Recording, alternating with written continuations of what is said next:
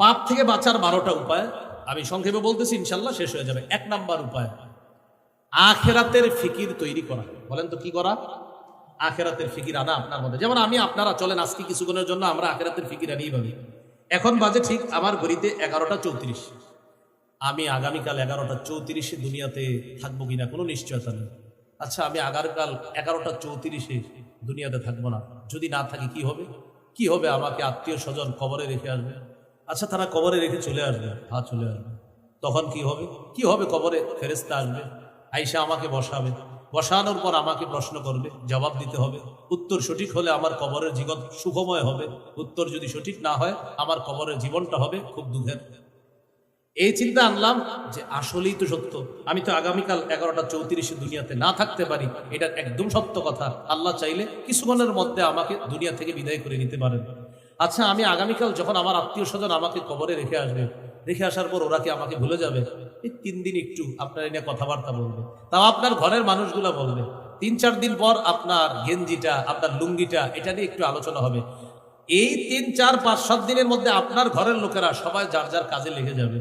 1 বছর পরে হয়তো আপনার একটু মনে করবে, ওই দিন মারা গেছিল। এর মাঝে কোথায় আপনি, কিসের আরিফ বিন হাবিব ছিলেন না ছিলেন কেউ মনেও করবে না। খালাস, আপনি নাই, শেষ আপনি। এখন আমাদের জীবন, তুমি কিছু টাকা কামাই করছিলে, এগুলো কোথায় কোথায়? এগুলো দুনিয়াতে রাখছো, এগুলো নিয়ে ঝগড়া চলতেছে, তুমি কবর। এগুলো আখেরাতের ফিকির তৈরি করা। রাসূলুল্লাহ সাল্লাল্লাহু আলাইহি সাল্লাম বলেন, আচ্ছা সাহাবীরা বলো তো, তোমাদের কাছে ওয়ারিসের সম্পদ বেশি প্রিয় না তোমাদের সম্পদ বেশি প্রিয়? বুঝেন, ওয়ারিসের সম্পদ আর আমার সম্পদ কোনটা বেশি প্রিয়? সাহাবীরা বললেন, হুজুর প্রত্যেকের কাছে নিজের সম্পদই বেশি প্রিয়, কারণ ওয়ারিস তো হবে সে মারা যাওয়ার পরে, মারা যাওয়ার আগে তো ওয়ারিস হয় না, অতএব আমাদের সম্পদ আমাদের কাছে প্রিয়। নবীজি বললেন, আসলে প্রিয়? সাহাবীরা বললেন, হ্যাঁ। নবী বললেন, তাহলে সম্পদ ভালোভাবে কামাই করো নিজেরটা। এবার আল্লাহ রসুল বললেন, তোমার সম্পদ হলো আমল, ওয়ারিসের সম্পদ হলো তোমার মাল। নবী বললেন, তোমার সম্পদ আমল, তোমরাই বলছো তোমাদের কাছে নিজেদের সম্পদ প্রিয়, তোমাদের সম্পদ হলো আমল, ওয়ারিসের সম্পদ হলো তোমার মাল, আর তোমরাই বলছো তোমাদের সম্পদ বেশি প্রিয়, অতএব আমলটাই যেন বেশি প্রিয় হয়, কারণ কবরে তোমার সাথে আমল যাবে, মাল যাবে না, মাল ওয়ারিস পাবে। আর তোমরা বলছো ওয়ারিসের সম্পদের চেয়ে তোমাদেরটা বেশি প্রিয়, যেহেতু বেশি প্রিয় তো প্রিয় আমলটা বাড়ায় দাও, এটাই তোমাদের সম্পদ, আর যেটা কামাই করতেছো এটা ওয়ারিসের সম্পদ। তাহলে আপনারা বলেন তো, আমার সম্পদ আমার কাছে বেশি প্রিয় না ওয়ারিসেরটা? বলেন তো, আমারটা। এখন আমি মরে যাওয়ার পরে সম্পদ আমার সাথে আছে না ওয়ারিসের কাছে? তাহলে আমার সাথে কবরে যাবে সম্পদ না আমল? তো নবীজি বলেন, তোমার সম্পদ আমল, ওয়ারিসের সম্পদ মাল। তোমার সম্পদ আমল, ওয়ারিসের সম্পদ মাল, অতএব আমলটা সুন্দর করো, এটাই কবরে তোমার সাথে। এই হলো আখেরাতের ফিকির তৈরি করা। এইভাবে করতে পারবো তো ইনশাআল্লাহ? আরো এইভাবে চিন্তা করতে পারেন। আচ্ছা, এখানে যারা আপনারা আছেন, মনে করেন আমরা জেনে ফেললাম যে আগামী 24 ঘন্টার মধ্যে মৃত্যু হবে, ডাক্তার জানাইছে ক্যান্সারের রোগী 24 ঘন্টার মধ্যে মৃত্যু হয়ে যেতে পারে, শরীর ড্যামেজ হয়ে যাবে, আস্তে আস্তে আপনি মৃত্যুবরণ করবেন, সর্বোচ্চ 24 ঘন্টা বেঁচে থাকতে পারেন। আমাদের কাছে এটা মনে হচ্ছে, বাকিটা আল্লাহ জানে, এটা ডাক্তার বলে দিল। তার এই 24টা ঘন্টা কেমন কাটবে বলেন তো? এই এলাকার সব মানুষ যদি ওরে গালি দেয়, কিচ্ছু বলবে না, পাল্টা দাও আরো গালি দেয়, চুপচাপ থাকবে, হাসি মুখে বরণ করে দিবে, কারণ আমি তো থাকবো না, ওরা আমারে গালি দিলে কি হবে? বাবা অনেক ধমকাবে, আব্বা আরো ধমকাবে, মা অনেক ধমকাবে, আম্মা শেষবারের মতো ধমকায় নেন, মনে মনে বলবে না কাউকে। তাহলে আপনি একটু চিন্তা করেন, এইভাবে বাস্তব বিষয় হলো আমরা মৃত্যুটাকে স্মরণ না করার কারণে আমাদের দ্বারা ভয়ঙ্কর ভয়ঙ্কর পাপ হয়ে যায়। বাস্তব কথা হলো, একটু পরে যে আমার মৃত্যু হবে না এটার কোনো নিশ্চয়তা নাই। রব তো বলেই দিয়েছেন যে কোনো সময় মৃত্যু হবে, অতএব আমার প্রত্যেকটা মুহূর্ত প্রস্তুত থাকা উচিত। একটু পরে কিন্তু আমি থাকবো না। তাহলে এখন কোন নামাজে? আমি জোহর নামাজে আছি, আচ্ছা আমার জীবনের শেষ জোহর হতে পারে এটা, হ্যাঁ। আমি আসরে আছি, আচ্ছা আমার জীবনের শেষ আসর হতে পারে। মাগরিব পর্যন্ত বেঁচে গেলাম, ও আচ্ছা আমার জীবনের শেষ মাগরিব হতে পারে এটা। এশা পর্যন্ত বেঁচে গেলাম, আমার জীবনের শেষ এশার নামাজ হতে পারে এটা। ফজর পর্যন্ত আমি বেঁচে গেলাম, আমার জীবনের শেষ ফজরের নামাজ হতে পারে এটা। এইভাবে আখিরাতের ফিকির একটা দিন তৈরি করে দেখেন আপনি। আমি তো বলছি আপনার জীবনের শ্রেষ্ঠ দিন এটাই হবে। দেখবেন গুনাহ করতে মন চাইবে না, আপনার ভিতরে অন্য ধরনের মানসিকতা তৈরি হয়ে যাবে, আপনার দ্বারা গুনাহ সহজে হবে না, কারণ আপনার ভিতরে টেনশন। আচ্ছা বাস্তবে আমি কালকে মারা গেলে শেষ, এই মুহূর্তে আমি থাকবো না, আমার সবাই খবর দিয়ে দিবে, আমার এই গুনাহের কত মোবাইল ইত্যাদি সব যাবে না, না সব দুনিয়াতে থাকবে। টেনশনটা আনেন না আপনি, দেখেন একদিনের জন্য আপনার জীবন কত সুন্দর হবে। এ হলো 1 নাম্বার, আখিরাতের ফিকির তৈরি করা। এই জন্য রাসূলুল্লাহ সাল্লাল্লাহু আলাইহি সাল্লাম বলেন, ফাআথিরু মা ইয়াবকা আলা মা ইয়াফনা, যা স্থায়ী হবে এটা প্রাধান্য দাও, যা ক্ষণস্থায়ী এটার উপর প্রাধান্য দাও, যা স্থায়ী হবে। বলেন দুনিয়ার জীবন স্থায়ী না আখিরাতের জীবন স্থায়ী? নবী বলেন তাহলে চিরস্থায়ী জীবনকে প্রাধান্য দাও ক্ষণস্থায়ী জীবনের উপর। তাহলে 1 নাম্বার উপায় পাপ থেকে বাঁচার, আখিরাতের ফিকির অন্তরে তৈরি করা। 2 নাম্বার বলেন খাঁটি তওবা করা। কি করা? খাঁটি তওবা করা। সূরা তাহরিমের 8 নম্বর আয়াতে আল্লাহ বলেন, ইয়া আইয়ুহাল্লাযীনা আমানু তুবু ইলাল্লাহি তাওবাতান নাসুহা, হে ঈমানদারগণ তোমরা আল্লাহর কাছে খাঁটি তওবা করো। আসা রাব্বুকুম আইয়ুকাফিরা আনকুম সাইয়্যাতিকুম, আশা করা যায় তোমাদের রব তোমাদের জীবনের সমস্ত গুনাহ মাফ করবে।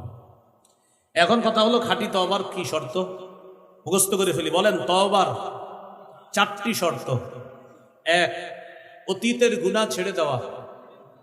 2, অতীতের গুনাহের উপর অনুতপ্ত হওয়া। 3, প্রতিজ্ঞা করা ভবিষ্যতে এই গুনাহ আর করব না। আবার বলি, 1, অতীতের গুনাহ ছেড়ে দেওয়া। 2, অতীতের গুনাহের উপর অনুতপ্ত হওয়া।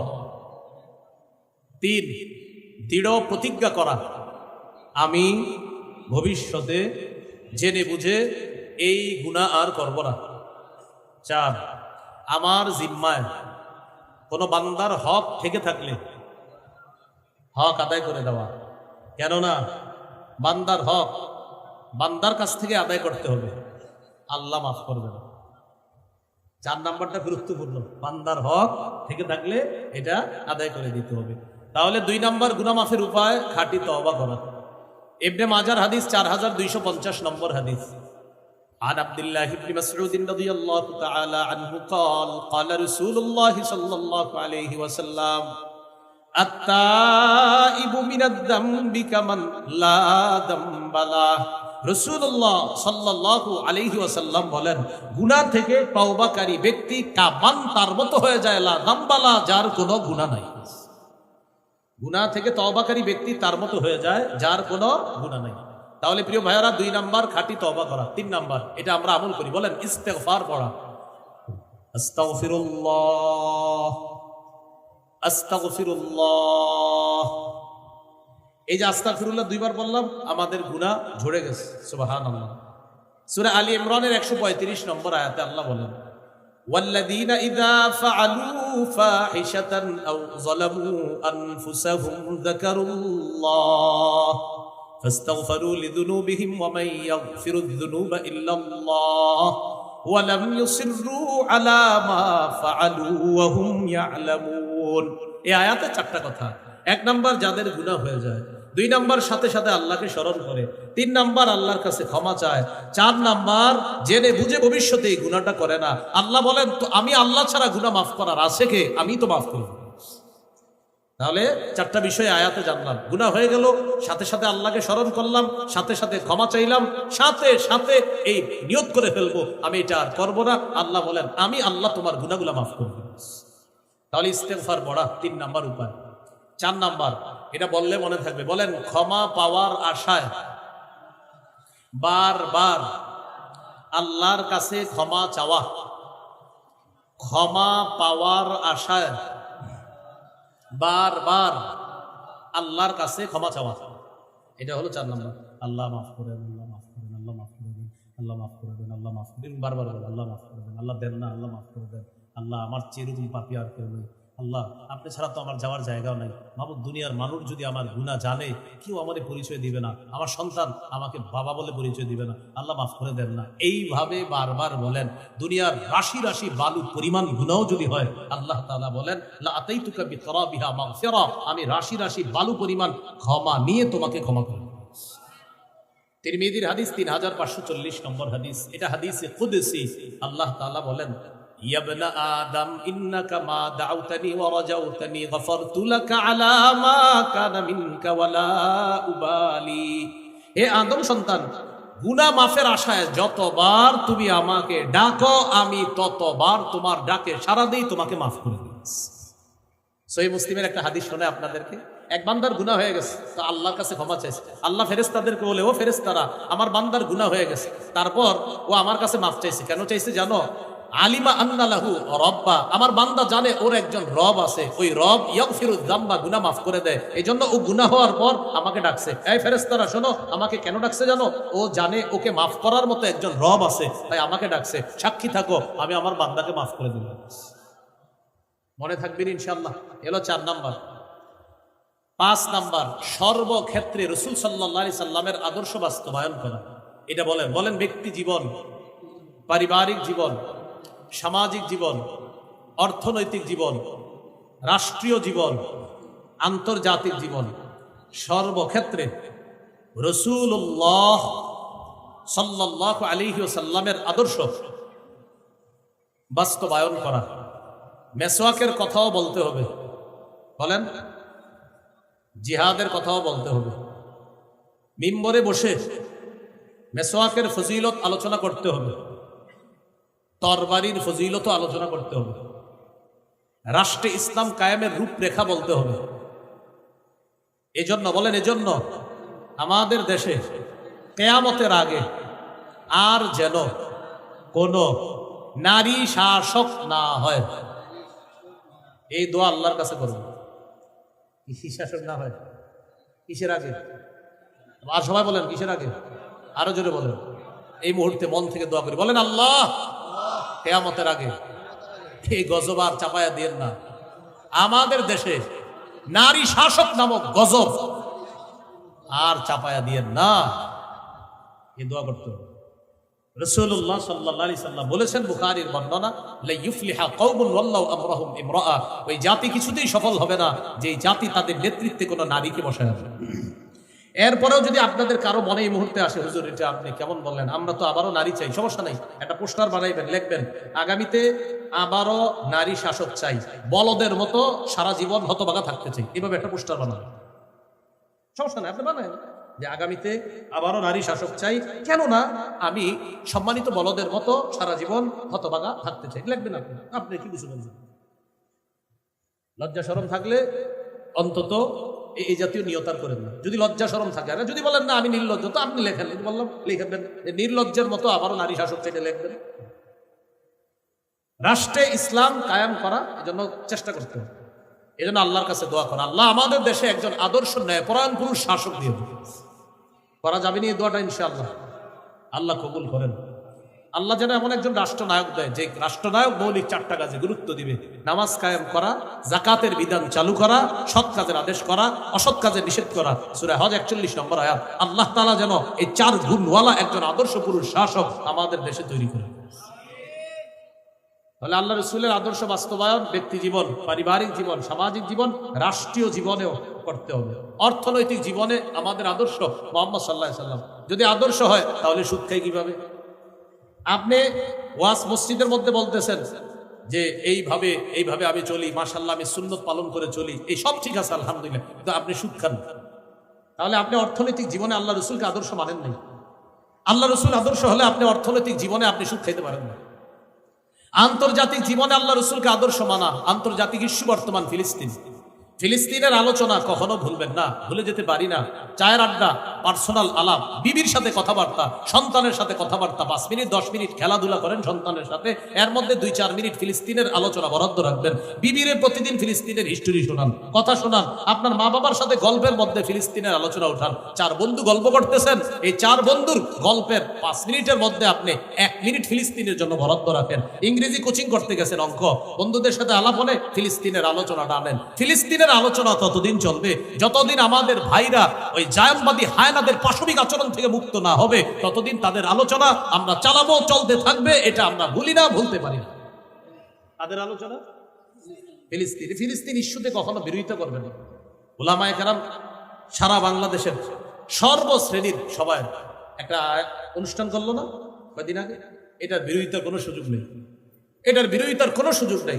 এই কথা বলবেন না যে অমুকরে মঞ্চে ডাকলো না, অমুকে গেল না। না, একটা মঞ্চে কয়জনের ডাকা না? এই মঞ্চে যদি আপনারা এসে বসেন, আপনি সবাই আসেন, আচ্ছা বসেন না, থাকবে না থাকবে মঞ্চে আপনার এটাতে যদি সবাই ওঠে, মঞ্চ থাকবে? এই জন্য এইগুলা মনে না আনা। বাস আমি যদি ফিলিস্তিনকে ভালোবাসি, মঞ্চ দরকার নাই, আমি এক কোনায় দাঁড়িয়ে আল্লাহর কাছে আমি প্রমাণ করবো, আল্লাহ আমিও আমার ভাইদের পাশে আসি, আপনি দেখলেই হবে, বাস শেষ। সেখানে আপনি থাকতে হবে, তা আমাদের অমুককে ডাকে নাই, এটা কোনো কথা না।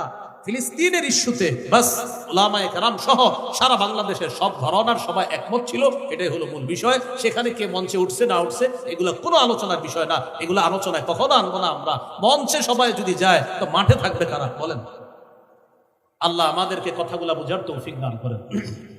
তাহলে 5 নাম্বার গুনাহ মাফের উপায় সর্বক্ষেত্রে আল্লাহ রাসূলের আদর্শ বাস্তবায়ন করা। সূরা আলী ইমরানের 31 নম্বর আয়াতে আল্লাহ এটাই বলেছেন, ইন কুনতুম তুহিব্বুনাল্লাহ, যদি তোমরা আল্লাহকে ভালোবাসো, ফাত্তাবিউনি, আমার অনুসরণ করো, ইউহিব্বুকুমুল্লাহ, আল্লাহ তোমাদেরকে ভালোবাসবেন, ওয়া ইয়াগফির লাকুম যুনুবাকুম, তোমাদের জিন্দেগীর সব গুনাহগুলো আল্লাহ মাফ করে দিবেন। এইগুলো 5 নাম্বার। 6 আযান দেওয়া। গুনাহ মাফের 6 নাম্বার উপায় আযান দেওয়া। স্কুল কলেজ ইউনিভার্সিটি ছাত্র ভাই যারা আছেন, বিশুদ্ধ উচ্চারণে আপনারাও আযান শিখে মসজিদে আযান দিবেন। আবু দাউদের হাদিস 515 নম্বর হাদিস, রাসূলুল্লাহ সাল্লাল্লাহু আলাইহি সাল্লাম বলেন, আল মুআদ্দিন ইউগফারু লাহু মাদা সাউতি, মুয়াজ্জিনের আযানের আওয়াজ চারপাশে যত দূর যায় তত দূর পর্যন্ত তাকে ক্ষমা করে দেওয়া। 7 নাম্বার 2 রাকাত নামাজ পড়া, এটা আজকে বাসায় গিয়ে পড়তে পারেন। আবু দাউদের 1521 নম্বর হাদিস, রাসূলুল্লাহ সাল্লাল্লাহু আলাইহি সাল্লাম বলেন, মা মিন আবদিন ইউযনিবু যামবা ফায়ুহসিনুত তুহুর ফায়াকুমু ফায়ুসাল্লি রাকাতাইন ইল্লা গফারাল্লাহু লাহু যামবা, কোন ব্যক্তি গুনাহ হয়ে যাওয়ার পর ওযু করে 2 রাকাত নামাজ পড়লো, নামাজের সালাম ফিরাবে, আল্লাহ আমার পাপ হয়েছে অনেক, এই জন্য 2 রাকাত নামাজ পড়লাম, আল্লাহ পাক রব্বুল আলামিন তার জিন্দেগীর সমস্ত গুনাহগুলো মাফ করে দেন। কত গেল? 8 নাম্বার 5 ওয়াক্ত নামাজ পড়া। সহিহ বুখারীর 526 নম্বর হাদিস, এক ব্যক্তি রাসূলুল্লাহ সাল্লাল্লাহু আলাইহি সাল্লামের কাছে আসছে, আসার পর বলে, হুজুর আমার গুনাহ হয়ে গেছে। বলছিলাম না গুনাহ পার্সোনাল ভাবে বলা জায়েজ আছে, এই যে নবীজিরে এসে বলছে এক ব্যক্তি, সবার কাছে বলে নাই, নবীজিরে বলছে, গুনাহটা কি এটাও বলে নাই। তো যেহেতু হাদিস এই জন্য উনি বলে দিচ্ছে যে আমি নবীকে এটা বললাম। আল্লাহ রাসূল সাল্লাল্লাহু আলাইহি সাল্লামকে বলার পর গুনাহটা কিন্তু প্রকাশ করে নাই, কি গুনাহ বাস বলস।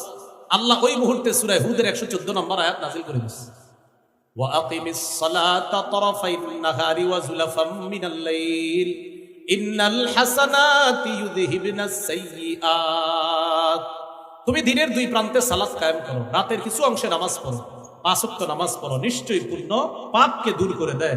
এই আয়াতে নামাজ দ্বারা উদ্দেশ্য, 1 নাম্বার পূর্ণ দ্বারা উদ্দেশ্য হলো 5 ওয়াক্ত নামাজ যারা পড়বে আল্লাহ তাদের জিন্দেগীর গুনাহগুলো মাফ করে দেবে। 9 নাম্বার জামাতের সাথে নামাজ পড়া।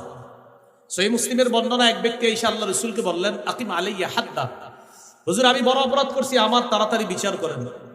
রাসূলুল্লাহ সাল্লাল্লাহু আলাইহি সাল্লাম ওই মুহূর্তে জামাতের সময় হয়ে যাওয়ায় আল্লাহ রাসূল নামাজ পড়াইলেন। নামাজের পর ওই ব্যক্তি বললেন, হুজুর আমার বিষয়টা। আল্লাহ রাসূল বললেন, আহাদারতাস সালাতা মা'ানা, আমাদের সাথে তুমি জামাতে নামাজ পড়েছো? তিনি বললেন হ্যাঁ। আল্লাহ রাসূল সাল্লাল্লাহু আলাইহি সাল্লাম বললেন, জামাতে নামাজ পড়ার কারণে গুফিরাত লাক, তোমাকে ক্ষমা করে দেওয়া হয়েছে। 10 নাম্বার গুনাহ হয়ে গেলে একটা ভালো কাজ করে ফেলার সাথে সাথে, তিরমিজির বর্ণনা, রাসূলুল্লাহ সাল্লাল্লাহু আলাইহি সাল্লাম বলেন, আতবি'is সাইয়্যাতাল হাসানাত তামহুহা, কখনো কোনো গুনাহ হয়ে গেলে একটা ভালো কাজ করে ফেলা, যেন তোমার ওই ভালো কাজটা পাপ কাজকে মিটিয়ে দেয়। এই বয়ানে বদ হজম করা যাবে না। বদ হজম কাকে বলে? যেমন আমি বললাম গুনাহ হয়ে গেলে একটা ভালো কাজ করা, এখন এখান থেকে যাওয়ার পরে আপনারা নিয়ত করলেন আজকে থেকে একটা গুনাহ করবো, ভালো কাজ করবো, গুনাহ করবো, ভালো কাজ করবো, এটা হবে বদ হজম। ওয়াজেব কি হবে? বদ হজম। আমি কি বলছি গুনাহ করলে না হইলে? বলেন গুনাহ করলে না হইলে? তাহলে 10 নাম্বার গুনাহ হইলে, মুসলমান গুনাহ করে না, মুসলমানের গুনাহ হয়। আবার বলছি, মুসলমান গুনাহ করতে পারে না, মুসলমানের কখনো শয়তানের ধোকায় গুনাহ হয়ে যেতে পারে। কখনো যদি গুনাহ হয়ে যায় সাথে সাথে একটা ভালো কাজ করা। তাহলে আপনাদের কোনো বন্ধু যদি বুঝায় যে আরিফ বিন হাবিব বলছে গুনাহ হইলে ভালো কাজ করতে, এই জন্য আমি গুনাহ করি ভালো কাজ করি, আপনি সাথে সাথে বলে দিবেন যে গুনাহ কইরা ভালো কাজ করতে বলে নাই, বলছে গুনাহ হইলে ভালো কাজ করতে। তুমি গুনাহ করবা এটা না, গুনাহ হবে ভালো কাজ করবা, তুমি গুনাহ করবা না, হয়ে গেলে ভালো কাজ করবা। 11 নাম্বার জিকিরের মজলিসে বসা, যেখানে আছেন এটা জিকিরের মজলিস। সহিহ বুখারী 6408 নম্বর হাদিস, পুরা মজলিসটাকে ফেরেশতারা বেষ্টন করে এই মুহূর্তে আসমান পর্যন্ত, এই মুহূর্তে একটু পরে শেষ হয়ে যাবে ইনশাআল্লাহ। যারা আপনার এখানে আছেন আল্লাহ তাআলা ফেরেশতাদেরকে বলে, ইশহাদু আন্নী কাদ গফারতু লাহুম, সাক্ষী থাকো আমি এখানে যারা বসা সকলকে মাফ করি। 12 নাম্বার সর্বশেষ জিকির করা। 11 নাম্বার জিকিরের মজলিসে বসা, 12 নাম্বার জিকির করা।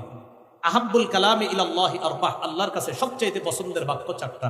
সুবহানাল্লাহ, আলহামদুলিল্লাহ, লা ইলাহা ইল্লাল্লাহ, আল্লাহু আকবার। এই চারটার মধ্যে শ্রেষ্ঠ আবার কোনটা? আফজালুয যিকরি লা ইলাহা ইল্লাল্লাহ। আল্লাহর কাছে সবচেয়ে ফজিলতপূর্ণ শ্রেষ্ঠ জিকির হলো লা ইলাহা ইল্লাল্লাহ। বাস, সর্বশেষ কথা বলেন আমার সাথে, প্রতি 5 ওয়াক্ত নামাজ, বলেন 5 ওয়াক্ত নামাজের পর 33 বার সুবহানাল্লাহ, 33 বার আলহামদুলিল্লাহ, 33 বার আল্লাহু আকবার, আবার 33 বার সুবহানাল্লাহ, 33 বার আলহামদুলিল্লাহ, 33 বার আল্লাহু আকবার। বলেন 3 33 99 বার হওয়ার পর 100তম বারে এই দোয়াটি পড়ব, লা ইলাহা ইল্লাল্লাহু ওয়াহদাহু লা শারীকা লাহু লাহুল মুলকু ওয়া লাহুল হামদ ওয়া হুয়া আলা কুল্লি শাইইন কাদির। গুফিরাত খাতায়াহু ওয়া ইন কানাত মিসলা যাবাদিল বাহরি। এই আমল যে করবে সমুদ্রের ফেনা পরিমাণ গুনাহ মাফ।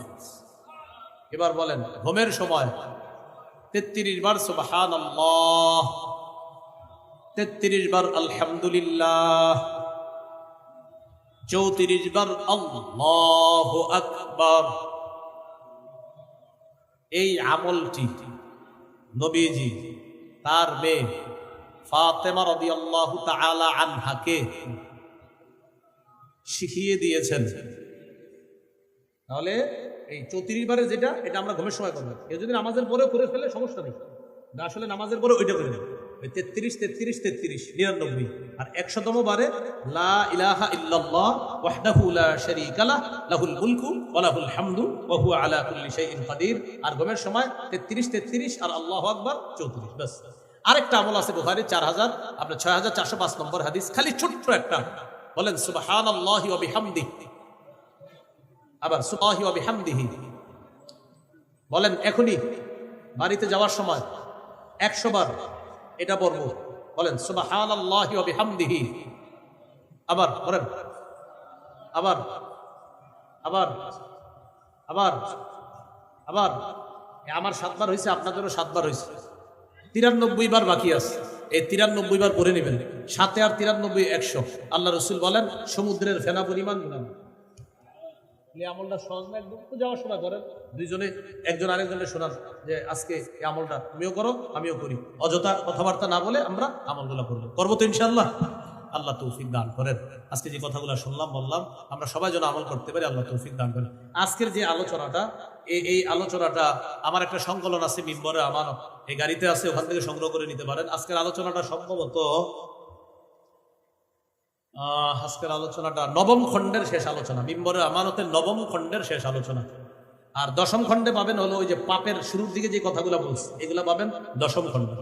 1 নম্বর খণ্ডে সন্তানের 64টা অধিকার, এটা আমি বলবো সবাই নিয়ে নেওয়ার চেষ্টা করবেন, জামাই বউ পুরো মুখস্থ করে ফেলবেন। 1 নম্বর খণ্ড সন্তানের 64টা অধিকার। 2য় খণ্ড শিরিক বেদাত কুফর তাওহীদ। 3য় খণ্ড হালাল হারাম। 4র্থ খণ্ড স্বামী স্ত্রীর অধিকার।